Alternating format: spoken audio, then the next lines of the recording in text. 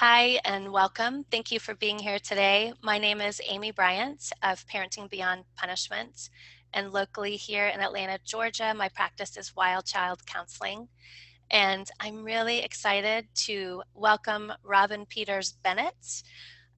Robbyn is a psychotherapist, an educator, a child advocate, and she specializes in the treatment of mental health problems due to early abuse and neglect. She founded StopSpanking.org, and working with her, I always learn something, either about myself or my child or a client or whatever. So I am just incredibly thrilled to have you here, Robbyn. So thank you. Oh, I always feel like you ground the ideas I'm learning and you make them real and you make them applicable, and it's so exciting. I'm really looking forward to talking about this today. Oh my gosh, me too. Because kids do get ramped up, right? Yes, so do we. Yes. Well, and that's what I love too, is these same principles you're going to be talking about, we can apply to ourselves, and our children can apply them to us. Yeah, it's like we can help each other. Yeah. Our children and can help us and we can help them, and it's more mutual and it feels better that way. More merciful, not so much pressure on us, Oh my gosh. Yes. Yes. So let's chat about it. Okay.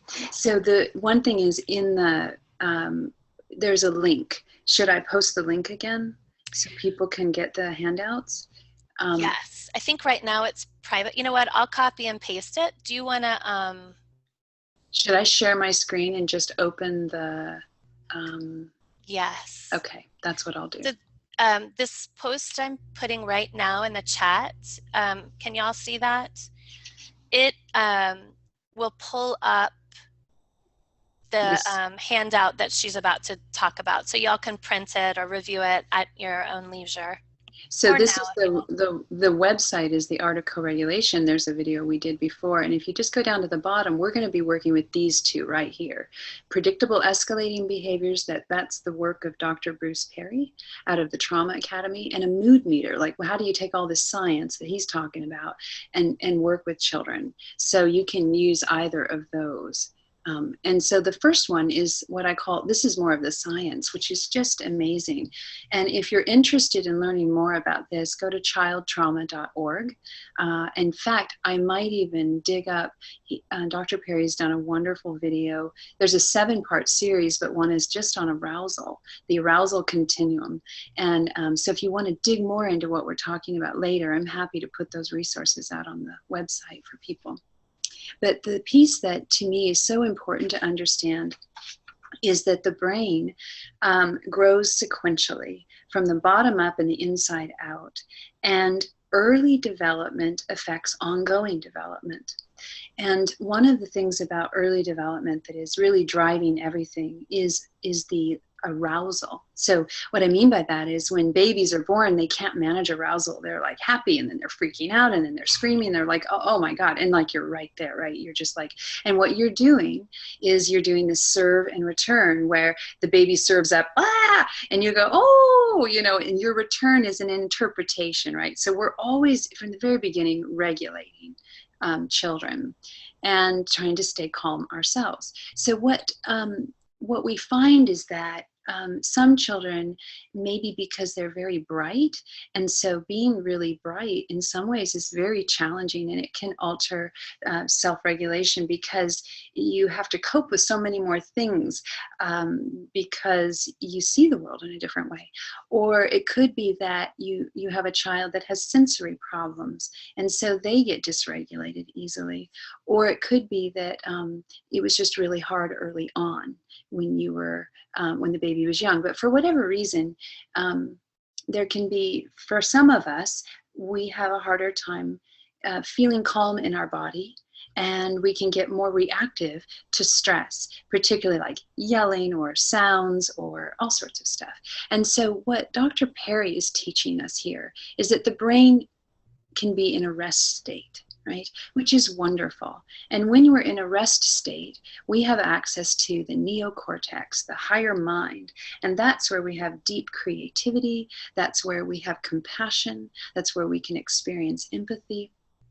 And the longer we are in that state, the more our brain will grow and in those abilities. But the very person, like we'll just say myself, I can have this really calm, wonderful, empathic perspective. But if I'm under stress and my arousal goes up to vigilance or alarm or even fear, and that's not just an emotion, that's more of a physiological description, then I'm operating out of a lower part of my brain, and I don't feel the same way about the people I love. I don't feel as secure, and I have different needs. So what we've learned about arousal is we're trying to manage this. We're trying to help ourselves and our children stay out of the higher arousal continuum. And if we start heading that way, we're trying to come back the other way. And so what Dr. Perry is talking about is that you want to match brains. So if you're in a cortex place and you're really cerebral, it's a wonderful time to get into a deep conversation, right? And if you have a friend that's in that state, then it feels wonderful, right? Because they're right with you. But if you are in a tasking mode, which is more of this green, vigilance, tasking, and you're getting stuff done, you may actually communicate in a different way. And it feels very different, for example, just to be in, if I'm in a resting state and someone comes in and they've been up for hours and I'm in that dreamy place, how does that feel? Not great. For me, it's like, oh God, too much talking. fast. Yeah. It's too much talking. And so it's really about matching. So it's about knowing where you're at on the arousal continuum, because I drink coffee in the morning. I love coffee. And so blah, blah, blah, blah, blah. I've got lots of ideas. I'm more here. I'm like, oh, I'm all these great ideas, but maybe I would overstimulate someone that's in a calmer state. So with children, the best thing is to figure out early on, where are they? Like, let's catch them in the green, or let's know when they're in the blue and we've been up for a couple of hours and we're in task mode and we're getting stuff done and that's not where they are, so that we can then get in with them. And that's what this chart is about. So I will just sort of briefly go over it, and then people can ask questions. And there's so much here. We could talk for a long time just about this chart. So I'm just going to try to do a good general move through it, and then we'll see where we head. But so these are predictable de-escalating behaviors at the top here, okay? And these are predictable escalating. So of course, I'm very good at this category here, escalating behaviors. I've done just about all of them, and it's just because usually what happens is you speak or relate from the level you're in. So when I'm in yellow, I'm relating to you in yellow, right? So if I'm aroused, I'm more likely to shake my finger or raise my voice or yell or make threats or get wrapped up in chaos or allow for noise in the environment. But really, a child that is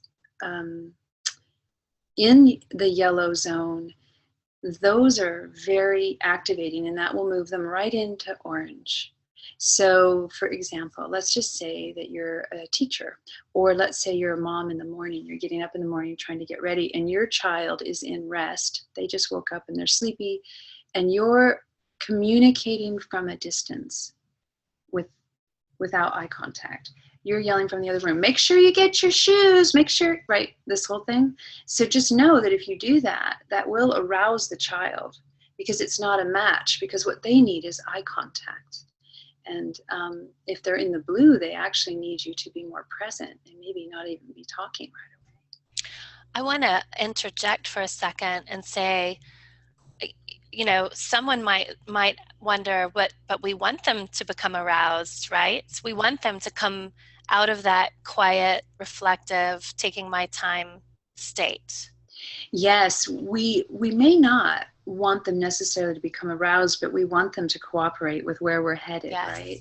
And I think making that distinction, it's not, that you're rousing them. It's that you're increasing sort of their physical and emotional state. Yeah. So, for example, if your child is in a rest state, they can get to the car in a rest state. They can. But it's more of a point of how do you get into their space so that they don't get aroused just because you are. Because it's not necessarily good for you to be so aroused. What if mornings were a little bit less task oriented, a little easier? Because there was more intuition about what was happening, because there was more ease, versus that intense kind of tight, hurry feeling. So, if you're trying to get your child to get those shoes on, instead of, and they're in this blue, then you want to come over and not talk right away and just get close to them and notice what they're doing. Maybe they're drawing, maybe they're reading, maybe they're just sort of sitting there. And you just breathe with them and you match your physiological state with them and you get into resonance with them. And if they're rocking, you might rock with them. Or if they're quiet, you use a quieter voice. And what you're doing is you're entering into their world. And then you can say, once you have that connection, you can say, well, I noticed that you're enjoying drawing and I'm concerned that we get ready for school. Can you help? And then that's how you get, to the next step of where you're going. But a lot of us use arousal as a way to get our kids to do things. But we notice that what that does is we're yelling all the time, because yelling puts kids in freeze or flight and they tend to kind of go away. So these methods up here, so if they're in a vigilant state, they're just having a good time, they're chatting with you, they've been up, blah, blah, blah, blah, blah, you're eating breakfast, then, what can help them is having some confidence yourself and then having simple, clear directives. And that's much better. And getting eye contact. Because eye contact doesn't always feel good, but it does at this state. It doesn't feel good when you get further along the arousal continuum because it can be threatening. But when you're in the green, it feels good because it's activating the frontal part of the brain, that the relational reward of like, ooh, this is yummy. Mom's looking at me. This feels good. Yeah. And then they connect with us. So instead of, yelling from the other room because you're putting your eyeliner on and you're in a rush and you're trying to get there, just taking that little extra time to come in and enter into their world and really pace yourself with them. You're trying to get into like, I sort of think like, when they do they're running and they have the torch and they have to hand the torch off, you have to kind of run up next to them and pace each other, and then you can do the handoff. It's sort of like that. You're just trying to get into their vibe with them. So if they're in a freeze state, you want more sure physical touch. So now you become less verbal. The touch needs to be invited. The words need to be melodic. So the more melodic your voice is in this state, the better, because they're going to start paying attention. The lower brain is who you're speaking to. If you see here, this is the limbic, this is the midbrain, and it's not about language and concepts. It's not conceptual. It's more about rhythm. It's about singing and humming and music. And the senses, touching. So, of course, if you raise your voice and you raise your hand, that part of the brain is very reactive to that and doesn't like that. Chaos, lots of noise in the environment is very, very irritating when we're going up the continuum. And then flight do you see how this looks a lot like rest? So when the child is really in a flight mode, and you can tell, like they're really reactive, and they're operating out of the brainstem. So now you're dealing with an animal, and you just think about how do you deal with animals that are upset. Caution, you go slow, you don't startle, you show presence, and maybe you disengage, so you don't go for eye contact, right?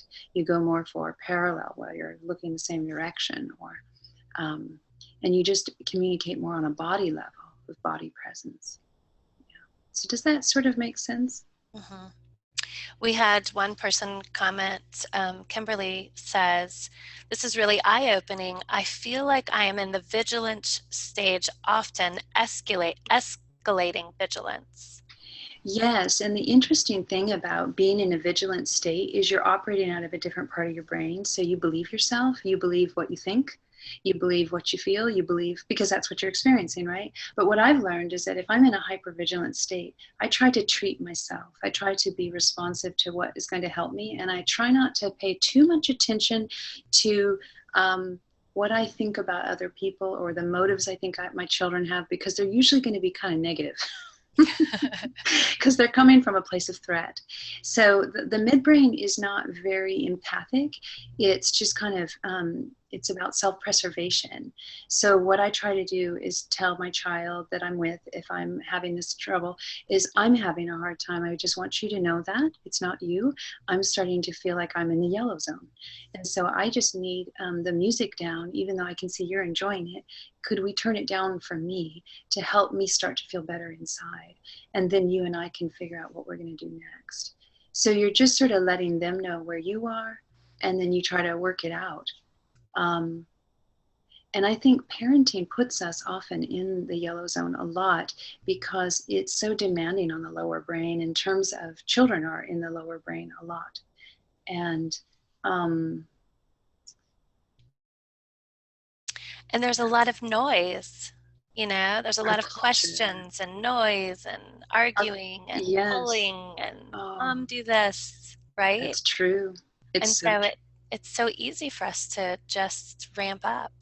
Yes, so in a way, it's like trying to build intelligence in the lower brain. What I often talk about, I have a dad that comes in and goes, I want to get to the matter of things. Let's just get in and process with his son, and his son's pretty young. And I'm like, well, the problem is that's actually dysregulating to children, and it is to us too, right? But like, I'm trying to work with him to be like, okay, well, how can you get more into your body so that what you're communicating isn't an agenda, but what you're communicating is your full body is here and present, and your heart is open, and you're available, and you have time.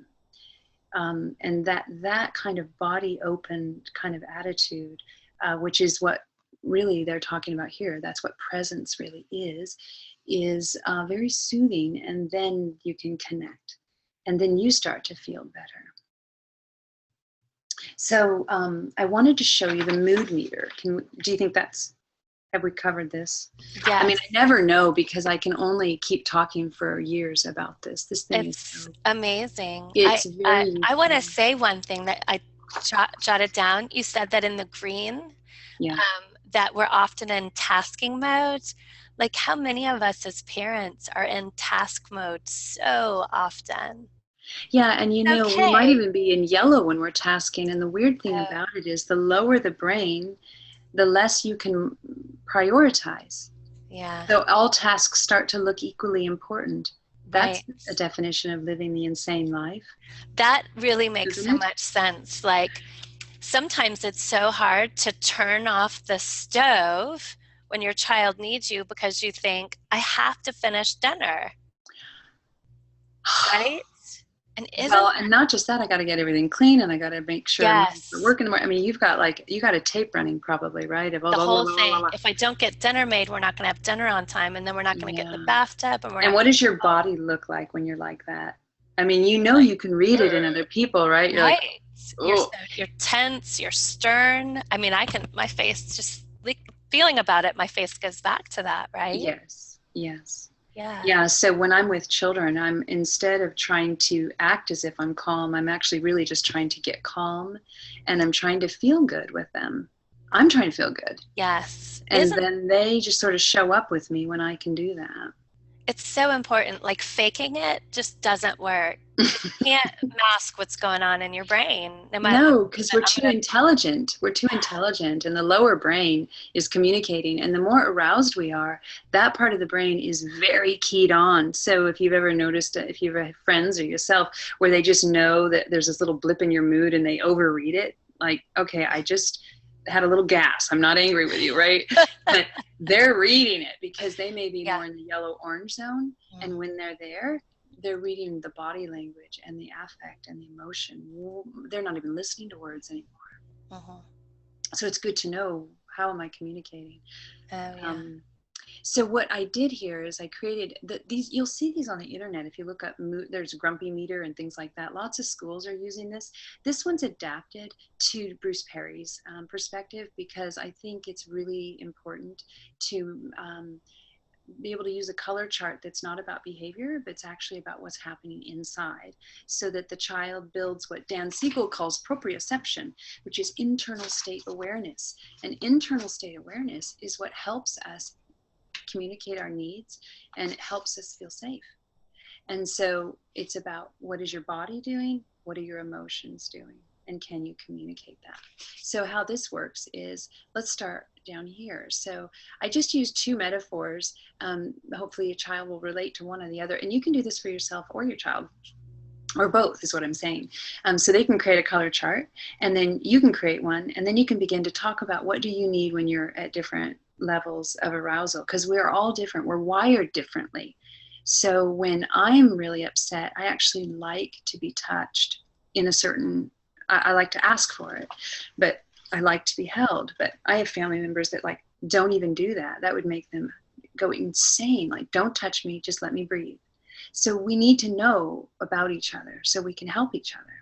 So chill is, the turtle in the car. It's the engine idle, and the water is calm. So for me, that's when I wake up in the morning. I'm still kind of dreamy. I might remember my dreams. I have really interesting ideas, very cool conversation. It's relaxed, it's quiet. I might be sleeping. And my breathing is in my diaphragm. It's deep, it's slow. In fact, have you ever heard a child when they do, my granddaughter does this when she does art, there's a shift in breathing. I listen for it when I work with children. When they get in the sand tray, it's kind of like, do you ever hear them do that? That kind of, it kind of has that sound. Hollow. Mm-hmm. It's kind of that hollow purr almost. Yeah. That's a real indication that they're in chill or calm. Yeah. And then their head feels different, very spacious, very open. Your belly is probably soft. Your hands and feet should be fairly warm, or at least as warm as they get. And then what do you need? Well, I just started out with, I need quiet, gentle touch, but not everyone does. That's where the discussion is. And the child and you can both add, well, what do you need when you're in that state? What feels good to you? How do you need? So my husband meditates in the morning, and he needs me to come in and just be there, but not like, initiate conversation, which is, of course, what I like to do. So I wait for a little, I give him a little space to, because that's about how we work together, and try to help each other get our needs met. And then as you go up the continuum, you can see here's good. That's like the green, that's that alert, right, on Bruce Perry's. And, that's like you get to school and you're feeling good, and you're ready for, you might be excited and happy, and you're just engaged, right? And your breathing might be a little more in your chest, but not totally. And your belly, you're yawning. So is that good? It is. I'm engaged and thinking. It's like, yeah. So it's a way to get us aware of our bodies at different states of arousal, because that's sometimes the indicator that'll tell you, oh yeah, I'm actually not feeling that good because I can't even feel my toes. I've been sitting here on the computer for a couple of hours, and I don't even know I have a back or shoulders, right? And as you head up, the water bubbles, get all the way up to the engine speeding, and then here's the explosion, right? And it's just to talk about, what do you need? So when a child's in caution, they may need connection or help, or they may need you to just stop everything and listen. Yeah. And then, when you get to this, where it's really not going well, the child might be spinning out, their engine might be speeding, and their water might be boiling over. And what do they need?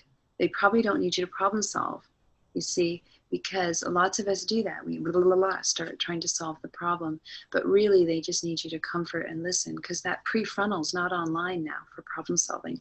Problem solving happens down here in good or chill. So do you want to say anything about that? I feel like we have a question which I think will be good. So Kimberly asks, how would you start using a mood meter with a 2-year-old? I think that's such a great question. Well, Oh, well, first of all, I would go with the, like maybe if you print this out, just cut off all the words and just show her, the pictures and the colors, and and then notice her when she's like in green, and then just say, "Is that green?" And then tell her when you're in green, or tell her when you're in yellow, because she's got mirroring neurons like we all do, and she's feeling you and experiencing you, and then you're just putting the word on it. And of course, I don't know how on her language is, but lots of 2-year-olds are pretty there in terms of being able to say, good. Do I feel good? Do I feel, and you can get into her body. That's the other thing, is how's your tummy? Yeah. And is your head hurting? And just watch her facial expressions and her body language, and then mirror it. And she'll probably, if she doesn't like the water or the engine metaphors, she might have her own. She might have her own ideas of what that is. So I would just make a chart with her and not worry about this being the chart. It would be more like make a chart with the colors and give her some ideas, let her see the pictures, and then have a conversation. Yeah. Where she goes with it. Yeah. And she might, I was thinking too, and Robyn, I'll be interested in what you think about this, is sometimes it really is just a physical sensation, right? So when I'm feeling calm, my body feels warm and soft, but when I'm feeling kind of upset, my stomach feels tense. And when I'm Yes. getting further up, like an orange, it's in my head, and then I can't feel anything when I'm in red. Oh, And no. so having that body awareness, but with little children, I was thinking, well, they'll have those experiences. For my daughter, it would be all about the different soft animals. She loves soft animals. And so she would, of course, like the cat would be all about green, blue and green, and maybe like a playful cat in Yes. green. And then Yes. like, I'm not sure, cat at yellow and Right. And the grumpy cat, right? right. Right. So sort of knowing your child and using the language they use, or using the animals or the toys that they use, could be Yeah, a really nice way. because they'll know, like children, a 2-year-old is such a great age because they teach us a lot about the brainstem and about the lower brain, because they're operating out of that all the time. So they might actually be informative, about, yeah, when you feel calm, what's it like in your belly, and what are butterflies in your belly, and what's it like when your head gets hot, or like just sort of, some people get warm when they get angry. Hmm. What do you do when you get angry? What do you feel when you're caution or heading toward? My body heats up like You get hot. uncomfortably. Yeah. Yeah. Yes. What would Addie see? What would she notice if she saw your arousal going up? How would she know, do you think? I get quiet and hold my breath. Does she notice when you do Yeah, that? she does. But Yes. she's on it. She's Oh, she's she's on it. studied you Yeah. forever. Yeah. She's got your number, girl. She'd be like, Mom, I'm gonna go sit on the couch. Because you're Okay. quiet and Hmm. your breathing is changing. But that's great, Yeah. because sometimes what we can do is get into partnership and say, thanks for telling me that. Because Right. sometimes I don't even know until I realize the other person's not responding in a way I expected. Right. They're making a face at me, or they're like, um, because when the higher the arousal, the more externalized your focus is. It's hard to have that proprioception, like Dan Siegel talks about. It's a practice to learn to go, okay, so what are the indicators that let me know I'm coming up and getting into the yellow? For me, it's not always just anger. Sometimes it can just be fatigue and exhaustion. And I'll notice I'm dropping things, or I'll notice that I'm getting irritable over simple things that are kind of seem harder, or another is the sensory. For me, sound becomes a bigger deal. Hmm. I start getting irritated around what I'm hearing. I start getting irritated how my body feels. Clothes don't fit right. Hmm. um, I the sound thing resonates so much with me. And also, suddenly everything feels hard. Like when I suddenly notice that like everything seems hard, I'm like, oh, I need to Nothing's check in, working. like see Yeah. what's going on. Hmm. And my partner and I will laugh. He'll be like, gosh, everything feels so hard right now. And then we're like, oh, like Yellow. that's one of You're our in things. yellow. Yes. So then what would you need? You would need, well, like, so Bruce Perry's chart says something about slow, sure physical touch or invited touch. You know, like, particularly if you've been on the computer, can you go and just say, hey, can you hold me? Just go sit in his lap. I don't You like don't have. it. Isn't Okay, that that's good. interesting? Well, that's good to Now know. I can take a massage, like rubbing of my shoulders in a Yeah, gentle way, but I good. don't. So that's good because that's a way to get into the sensory and have that physical connection in a way that is not threatening to you. And Right. that's true for kids too. Some kids, you know, there'll be a little spot they like and the other little spot, don't touch that. No, that's Yeah. worse, right? You know, so Yes. it's about getting to know each other and Right. without judgment. Without judgment on us, without a judgment with our child. So they'll know, okay, I know you're getting to caution because you're starting to do that thing you do. My daughter calls it Yeah. the face. The face. Yes. You're making the She face. says, she'll come over and go, just kind of loosen that up there, Mom. You know, because I got the worry. Does it help? Those are the first wrinkles I got. It does. It makes me See? laugh and it makes me realize, okay, I'm just going to breathe for a minute. Mhm. Yeah.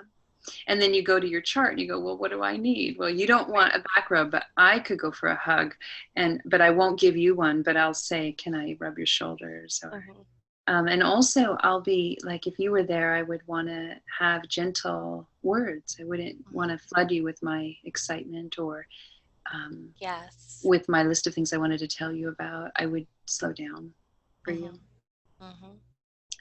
because I want you to connect with me. Right. And not bite your head off. I really don't. No. Yeah. That would send me into the flight or fight. Right. Man, it could just really escalate. um, there's some comments in the comments section. My 2.5-year-old's very sensitive spirited. I feel like she's on all the time. Mhm. Yeah. So what I would say about what time did we start, by the way? We started at 1:30, so we have about 20 more minutes. Okay, nice.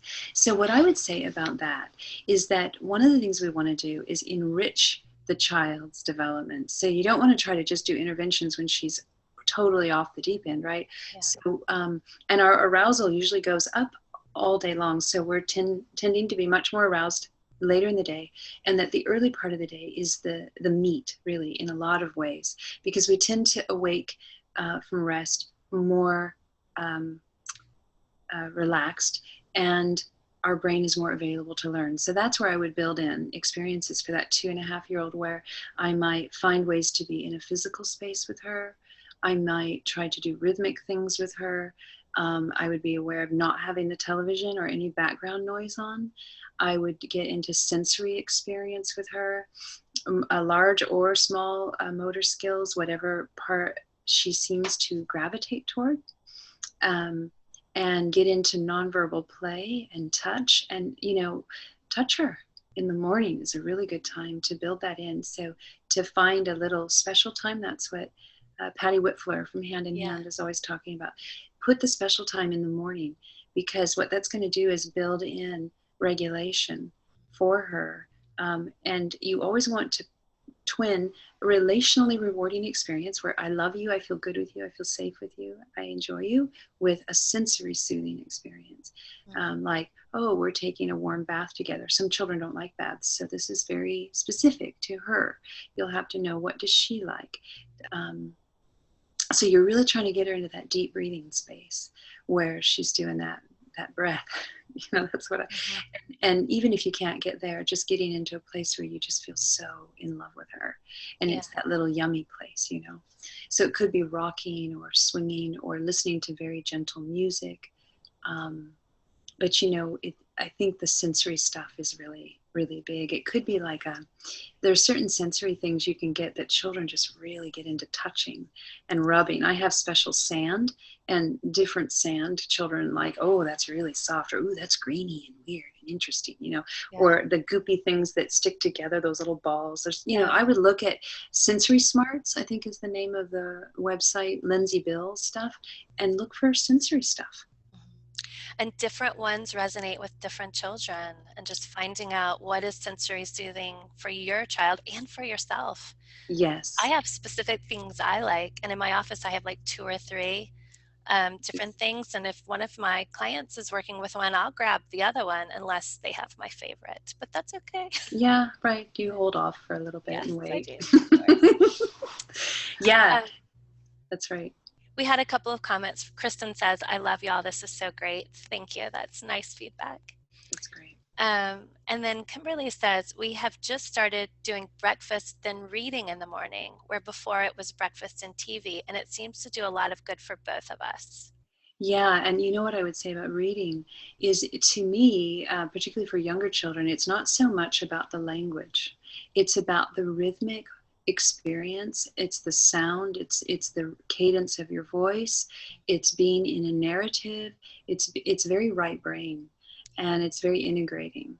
And I think it's marvelous. There's some research showing that children have ADHD symptoms that don't have ADHD up to 15 to 20 minutes after the television has been turned off. And that as background noise, it creates a multitasking probably in the brain that heightens arousal. So there's always a cost for screens because they don't do the classic serve and return. And I think Bruce Perry's even said, don't have TV for children under 2 or 3, something like that. And it's because children rely on us. And if you Google still face experiment with Tronic, Tronick, I think, you'll see what happens when our face goes still with a child who's a really happy child. They go crazy because really the child needs that regulation all the time. So they serve up an expression and we respond. And it's back and forth and back and forth. And that's what builds neurodevelopmental resiliency because it's building a neural pathway of, oh, I feel this. Mom's letting me know what I feel connected, and I experience myself. And television is broadcasting, and all the games that children play on the screens are broadcasting. They are not interpreting the child's experience, and they're not returning anything of value that helps the child know what they're experiencing. And so they're inherently very dysregulating, even though they're stimulating and interesting. And so it's something to be just really thoughtful of if your child's dysregulated, to minimize and maybe be involved in screen time when they are on the screen, and be in dialogue and watch their face and mirror them and be with them so that they can stay online. And that will help in that transition period away from TV, because they're moving into re-regulation with you or co-regulation with you. Yeah. And it makes that transition away from the TV easier. Yes. You're going to have to help them get regulated, because it's like having them sit in school for long periods of time. There's a huge cost to that. It's why often when children come home from school and you say, how are you? They're like, good, good. Like they're, I don't know. I'm dissociated because I had to sit in a chair, right? Yeah. And then eventually get moving and eating and connecting, and then you'll get a story, and all of a sudden the right brain kicks in and they start giving you a story about, oh, you know what Sally did? I can't believe what Sally did. And then they go, blah, blah, blah, blah, because they've connected and now they're back. They can share again. Yeah. Right. We have 3 questions and we might have time to get to all of them. Let's see. Maybe read all 3 of them and then I'll see if I can answer them all. Okay, so one anonymous person says, my husband is an Army vet and has PTSD, and my 4-year-old twins have some developmental delays. This causes explosions on a regular basis. Do you have any tips on how to implement the mood meters in these instances? Yeah, so your husband's been injured by war, it sounds like, and so his level of arousal is much higher. And so one thing is that I would highly recommend yoga for him, because it is a breath centered activity that will help with his arousal, because he's been hurt. And now he's vigilant, right? And so it's really important that he get treatment and understand that this is very common, and that it's and that it is treatable. And Dr. Bessel van der Kolk wrote a book called The Body Keeps the Score. He was the one that actually invented the diagnosis PTSD and started seeing it in Vietnam vets many years ago. And he has a lot of ideas about how to help your husband so that he can feel better. But he's going to have a lot of trouble with children because on many levels, one is they're vulnerable. And you can't be vulnerable in war. So this is going to be very hard on him. And also, they are operating out of the lower brain, and they make a lot of noise, and they regulate out of the body. And he may be a bit out of his body in a certain way as a way to protect himself from overwhelming feeling and overwhelming memories. So it's going to be harder for him. So what I would say about the chart is just share with him both what Bruce Perry's work about arousal, so he can become familiar with where he is, and then have him do a chart. Just say, okay, Dad, we love you, and you've been injured, and we're all in this together, and where are you at on this, and what do you need at any given time? And then the children also can do their own, and then just start talking about colors. And if he starts to get frustrated with them, and just say, okay, what color are you on, Dad? And he might be like, God, I just, he might be in orange. And then you can say to them, what color are you in right now? And they might be yellow because they're nervous, because it's frightening to have Dad having a hard time. It scares them. Right? So it's without judgment, just to check in where everyone is. And then you begin to sort out what does each person need when they're at that level to help them feel better. And that's very unique and specific. And there will be times when you don't know. So you be kind to yourselves, and you'll learn as you go. This works, this doesn't. There's some trial and error. Yes. And I would say with someone who's suffering from PTSD, it's really important for him to be in treatment.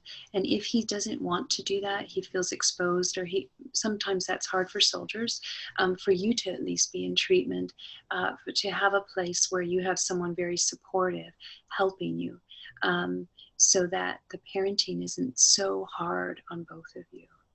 That you get someone else in there that cares and understands PTSD and can be supportive.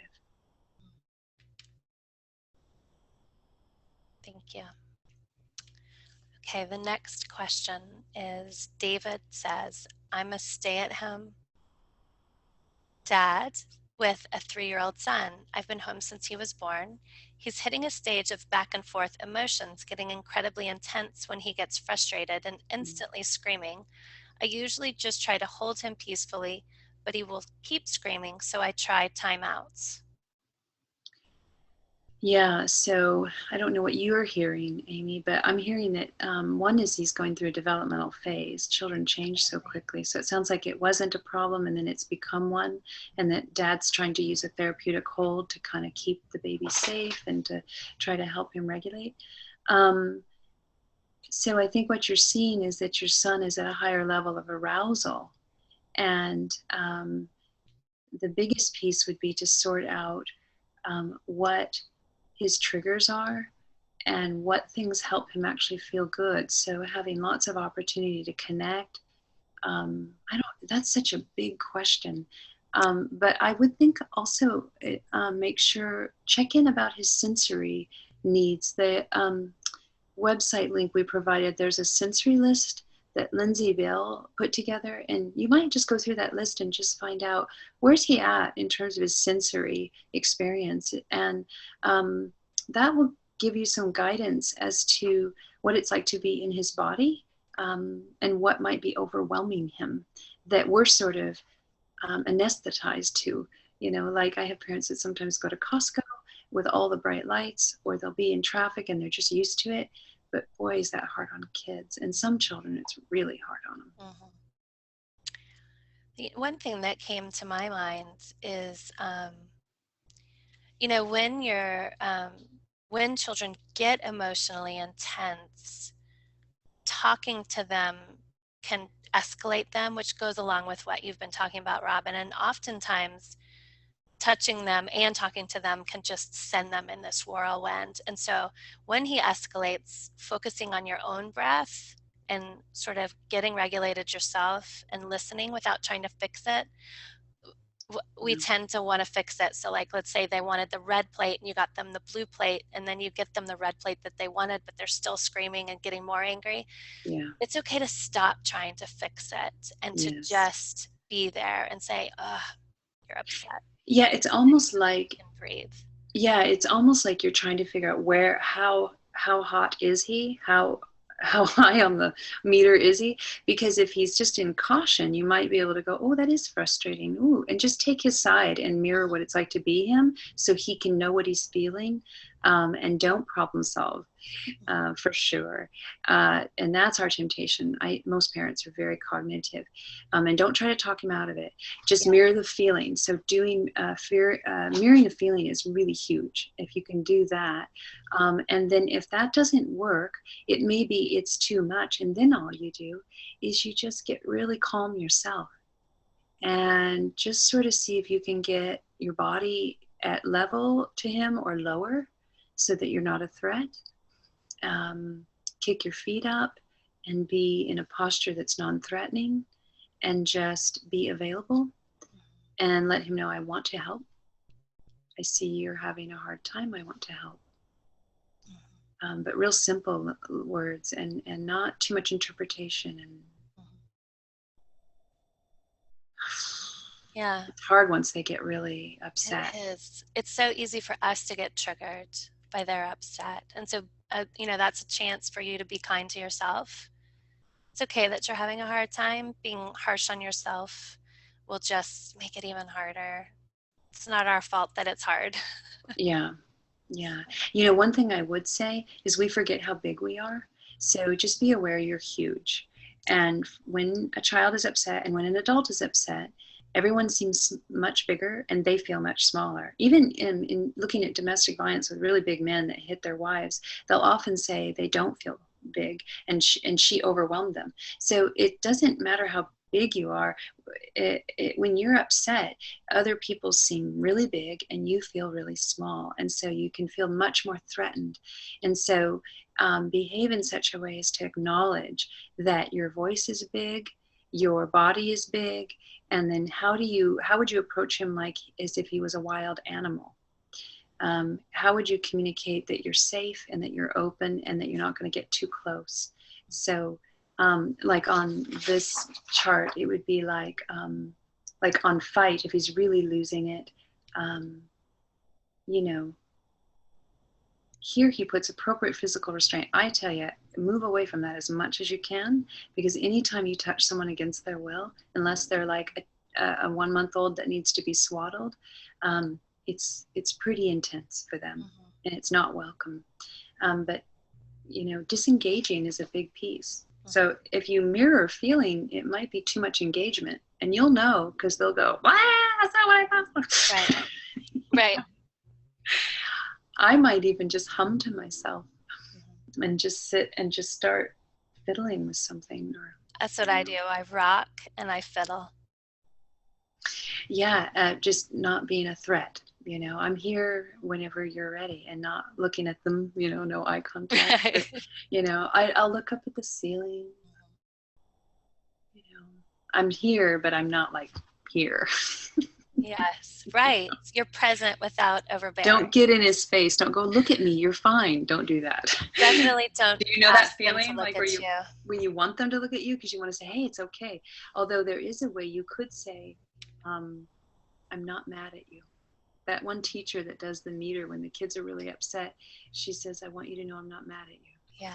If you look at my face, you'll see I'm not mad at you. Yeah. So children will perceive us as a threat and angry with them when they're furious with us. They put it on us. They see it. So just to say, I'm not mad at you might help a little bit. I think we might have time for one more question. Okay. Although we have two, we might get to two. Annette asked, my 7 and 6-year-olds get into a very escalated, silly mood sometimes after school, and it's hard to get through to them and calm them down. For example, they start chasing each other and laughing very loud. What do you suggest? I suggest like you run around and laugh with them for a Yes. good long while, Oh my gosh. right? Yes. If 'Cause she can, that if you might drive her can, nuts. I mean, right, these are just ideas. And I always say, like, right, maybe 40% of these will be helpful and the others won't because we're so unique. But yes, if you can, do it. right. um, the other thing is do you have a trampoline that they can go out and bounce up and down on? Because what they're doing is they're so intelligent, really. They're regulating. And running is regulating, movement is regulating, laughter is regulating. These are all, isn't this on the list? Somewhere Right. it should be. Laughing should be on his list. Yeah. Laughing and movement and chasing. But it can upregulate them more. So in a way, if you can shape it into something more rhythmic, get them to jump on a trampoline. But I think what Amy's saying, chasing them around a little bit and then hugging them Mm-hmm. and then touching them and physical touch may really help. Mm-hmm. Giving them a ball to kick back and forth. There's something about joining in Yeah. so that y'all get on that same wavelength together. Yes. And Crazy kooky wavelength. Oh my yeah, gosh. Things are right, getting out of control here. Yes. right. To whatever ability you're able, Right. and then, beginning to regulate yourself and using some of these tools that y'all have created to do that and to move into, a different state. But, unleashing all that pent up anxiety and stress and everything from school is such an important part of their day. Well, and getting back in the body, because Mm-hmm. some schools are more progressive than others, but not all schools really understand that children need to move as a way to regulate the lower brain.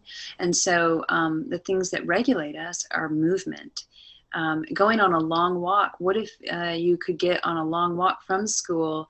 A rhythmic, all that bilateral movement is really good, so that by the time they're at the house, they're not knocking everything over, Right. because there's this instinct that they have to get their body moving again. Yeah. One thing that whatever popped into my mind about that was skipping. Can they go from like silly crazy to like that skipping rhythmic moving? Could be really helpful for that. Yep, Um, and getting on a swing and yeah. bouncing a ball back and forth and jumping on a trampoline and stealing each other's bump and knocking the other one clear to the moon and back, and that's fun and they laugh. But doing that for 30 minutes would be wonderful. Mm-hmm. And then David piggybacks on this and says, "But what if this crazy time is at bedtime?" I Oh, think right. it's valid to say that in order to move them into bedtime, you have to move them through that. I'm freaking out because bedtime's here. Yeah, and what I think about too is that the jumping around, they're pretty dysregulated, probably because they're tired.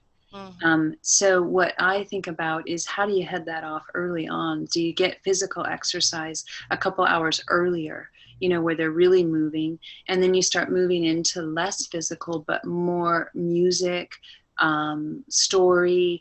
Are you able to read them a story, and ritual too, because the more predictable it is. So every night we know by the time 7 o'clock rolls around, we're going to get in the bath, and then I get out of the bath and Dad hugs me with the towel. It's a great sensory experience, and he rubs me off and he gives me all this sensory experience. And then I get in my nightie and I get my tea or my drink or whatever they do, or maybe you don't do that because you don't want them wet in the bed, but who knows, whatever that really yummy ritual is. Sometimes people eat at bed. I'm a big eater, not everybody is. But it's and then you have a plan and they know about it because you talk about it, and then this is where we're headed, and we're slowing the engine down. How do we slow the engine down, and what helps you? And I've read stories many times where they're not listening in the very beginning of it, and I'm not worried. I don't care if they're missing the storyline. I'm just paying attention to the sound of my voice, and I'm making sure they got warm socks on and get cuddled and cuddle up to me, and I just keep reading, and eventually we lock in and we get into the dance, and then they're in it, and then they're Yeah. right around. My husband, when he's reading in the evenings, sometimes my daughter, she likes to draw while we're reading, and she gets into this rhythm, and he thinks that she's not paying attention, and he'll just go off on the plot, and she'll stop and she'll look up at him, and she'll be like, "Really, Dad?" Excuse me, I know Yeah, that's not in the yeah. book. I mean, and she totally looks like she is somewhere else, but she is there. And the drawing is very regulating, right? Yeah. And you'll know it because her breathing will change. Yes, it totally does. When you said that, Robbyn, I was like, Mm-hmm. oh. You're in the zone, man. You got the breath. Yeah. It is 2:32. All right, we did it. We have one question, and maybe we could answer it in the group, but how about I read it out loud and we'll see. Yeah, just read it. Okay. I have an 11-year-old daughter that is triggered by her sensory-seeking 9-year-old brother. She is a sensory avoidant. She hates noise. She's always mad at her brother for just being around, and I don't know how to parent this. That is really hard. So this is just quickly what I would say is go out on the link, find the sensory assessment, and have them fill it out for themselves, and have them fill it out for each other. In other words, see what each other thinks is true about the other one. Okay. Yeah. So I've done it for me, and I'm doing it for you, and then you do it for me, and you do it for you, and then we share. Okay. And you learn a lot, because some of the sensory systems you'll seek all the time because they're highly rewarding and they're predictable and they always feel good. For me, eating is very much like that. But other things might be what they call more disorganized. Like sometimes they feel good, but sometimes they don't. Like for me, music, because I like to play music, I like to listen to music, but I'm very picky. So that's a more disorganized system. That I seek in a different way at different times. It's not as reliable, okay? I've seen children that seek physical movement because the motor vestibular, the proprioception is so consistently rewarding, they seek it. So start with that. And then take your meter and have them fill one out and say, this is what I need. When I'm in caution, I need you not to touch me. I need quiet. And then it's about collaborative problem solving, because they have opposite needs, and boy, is that tough. And I don't even want to make this sound simple, but you're building empathy, at least for each other, in trying to go, okay, well, I've had families like this. One child has to have the headset on, and basically the other child has to sing because this regulates her. I mean, how does this happen? Yeah. So it's the sensory assessment on that link that we provided at the top, the stopspanking.org/NIP/resiliency. Yeah.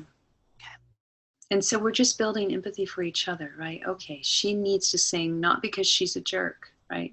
Right. She needs to sing because she loves singing and it helps her feel good inside, and we recognize that. Yeah. And then, but I need it quiet, and not because I'm hateful and horrible, but just because, I really need quiet to feel good. So we're just trying to understand each other, and just that very understanding lends itself to better problem solving and more compassion. I'm sorry, they've got opposite needs.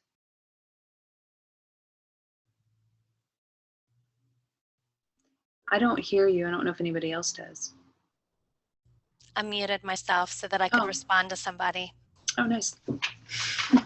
So I'm going to end the recording, but I just want to say thank you, Robbyn. This every time I hear you talk about this, my knowledge grows about myself and my daughter and my husband and you. And I just want to say thanks to the Child Trauma Academy, and to give credit to Dr. Bruce Perry that is his tool. And I'm so glad to have been learning from him, and I'm glad to learn with you. And it's great stuff. It's a pleasure. Thank you. Mm-hmm. Thank you, parents and educators, for being here and taking the time to be here. It really, I know it takes a lot out of you to do it, and it's really appreciated. So thank you.